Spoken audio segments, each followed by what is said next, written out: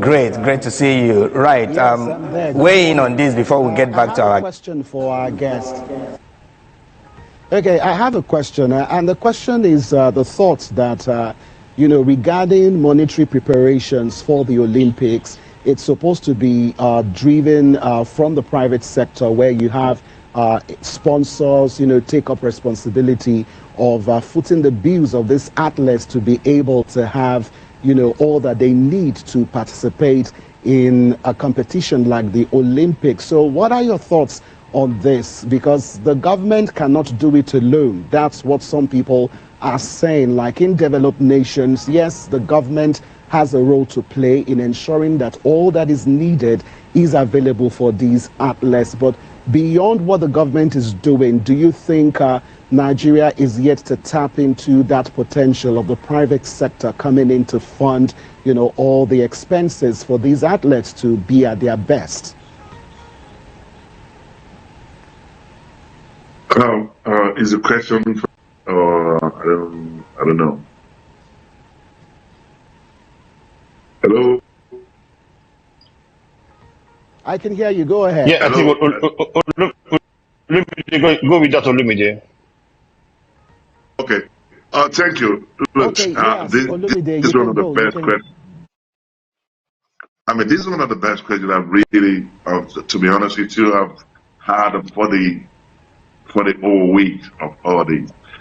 A lot of people try to compare Team Nigeria to other countries in the world, Germany, France, USA, Spain. I'm sure you know that maybe it's only about 30 or 40% of this one have been put together by the government. Like you said, it's been drawn by private sectors. Right. And by the drawn by the private sectors, and if you see how much money the companies are putting with all reality, putting on the entertainment, they're putting on a lot of crazy stuff, and bring flying people whatever up and down. If you invest in sports, Nigerian sport will go places.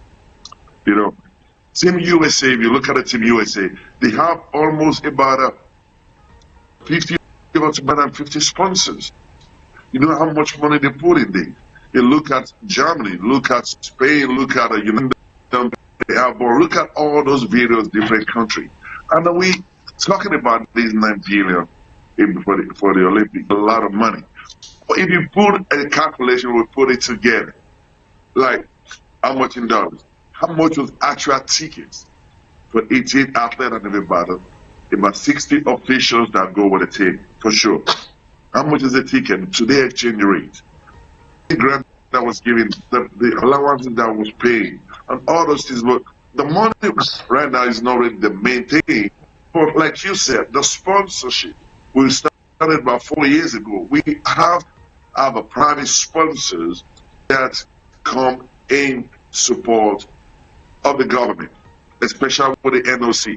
If you look at one of the best times that we had in 1996, how much money came from the government?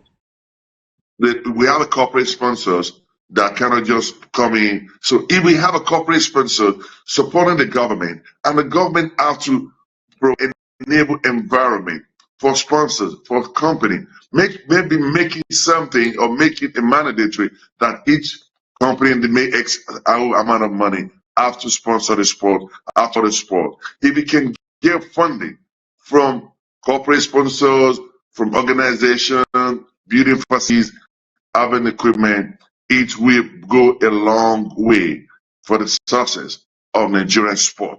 Not at only the Olympic level, and also on the court, on the pitch, outside the pitch, and it's going to help us to prepare well and to perform better, compete among the best in the world. All right. Now, when you look at other developed nations, it's quite funny that we're making this comparison between Nigeria and some of these developed nations. When you look at outside the country, you see that there is a lot of intentionality in terms of how they train young people, most especially children. When these gifts are discovered at an early age, you find people training to become, an Olympian right from an early age. Do you think that's a missing link that the Nigerian government and the entire sports ministry needs to work on and improve on? I think I love having this conversation. Yeah, I love this conversation. This is a very extremely intelligent conversation right here now. I always say something. A country that neglects the youth or younger one is actually leading to a disaster. How many development that we have in Nigeria? This is going to go to sports federations, and it's go to the Ministry of Youth and Sports, and also go to the NOC and also the corporate sponsors, because we are not doing enough in developing the young talent. We're not doing enough in tapping to the grassroots development. We have about over 220 million population. To get a talent for every aspect of sport in Nigeria, it's okay. We are naturally endowed. We are naturally blessed. Whatever we laid our hand on, I mean, we are blessed, but we're not tapping into that. So is every one of us spending the money, and our mentality and our approach needs to be changed. We have to invest in grassroots sports, the companies, the organizations, governments, so that we can help all these federations, to be successful and to develop the young talent. But not only when you develop the young talent, we have to train the trainers. So the people that's going to develop this athlete also be trained. The youth development, grassroots development, if you put this one together, for the next 8 years, I mean, you're talking about the sport in Australia will be one of the best ones for the country. But can we do this? That's the question. And are we ready for this?